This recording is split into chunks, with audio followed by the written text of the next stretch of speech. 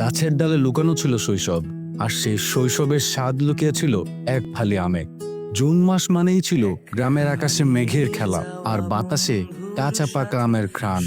পরীক্ষার পরের সেই দীর্ঘ ছুটি, যখন শহরের কোলাহল ছেড়ে আমরা ছুটে যেতাম গ্রামের বাড়িতে। পায়ে হাঁটা মেঠো পথ, মাঠের মাঝে একলা করে ঘর, আর উঠোন জুড়ে ছড়ানো আমের ঝাঁক, সেই ছিল আমাদের ছোট্ট স্বর্গ। আম গাছটা ছিল উঠোনের ঠিক পেছনে, বিশাল ছায়া ঘেরা।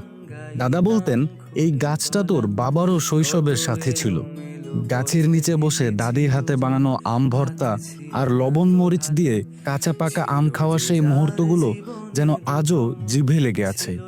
বিকেলবেলা বন্ধুদের সাথে আম কুড়ানো, গাছে চড়ে ঝাঁকি দেওয়া, কার হাতে বেশি পাকা আম পড়লো সেটা নিয়ে মজা, এগুলোই ছিল আমাদের গ্রীষ্মকালীন উৎসব।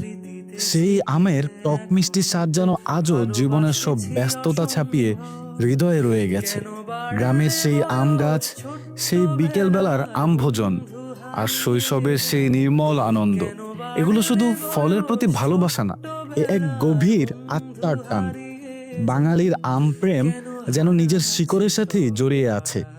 আজ শহরের কংক্রিটে ঘেরা জীবনে সেই গাছ নেই, নেই মাঠ কিংবা মেঠো পথ, কিন্তু শৈশবের সেই এক ফালি আমের স্বাদ, সেটা হারিয়ে যায়নি।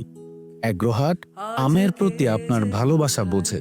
প্রাকৃতিকভাবে পাকা, সরাসরি কৃষকের বাগান থেকে সংগৃহীত প্রতিটি আম যেন এক একটা ছোট্ট টাইম মেশিন, যা আপনাকে ফিরিয়ে নিয়ে যায় সেই গ্রামীণ উঠোনে, সেই দাদির হাতের আম ভর্তা, সেই শৈশবের নির্মল আনন্দে।